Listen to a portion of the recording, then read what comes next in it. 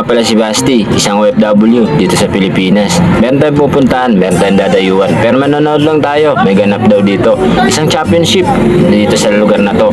Ayun nga pala yung sikat dito. Nakipag-picture na ako sa kanya off-cam. Eto,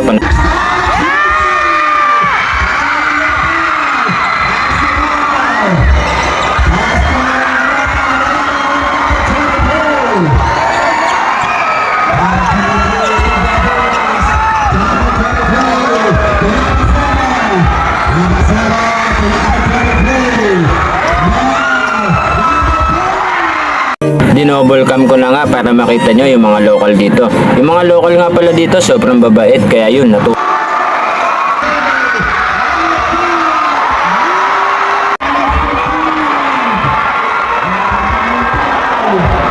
sa sobrang intense ng basketball dito sa bansang Pilipinas, napapasigaw na ako. Hindi ko na alam kung saan ako titingin, kaya tinutok ko na lang dito. Bida-bida nga pala to. Ito nga pala yung pinakasikat dito.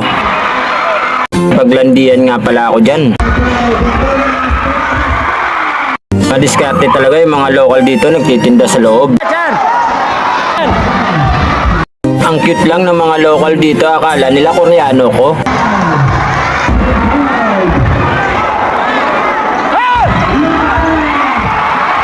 Isa nga din pala sa pinagmamalaki ng bansang to, ang dami din pala magaganda at cute dito, kasimple lang. Ang angas mo, day. Nakipagkulitan pa nga ako sa mga local dito, ang babait nila.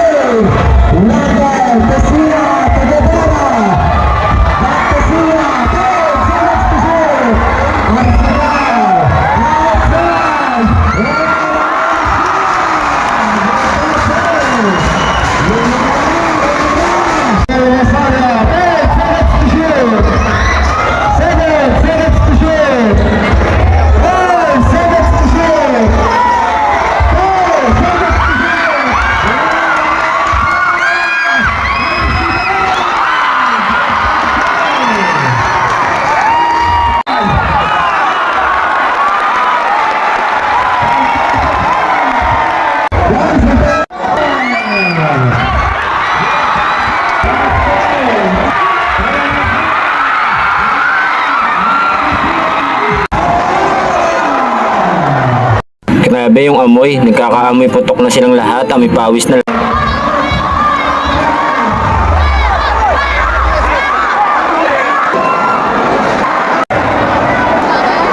Nagkagulo dahil sa'yo.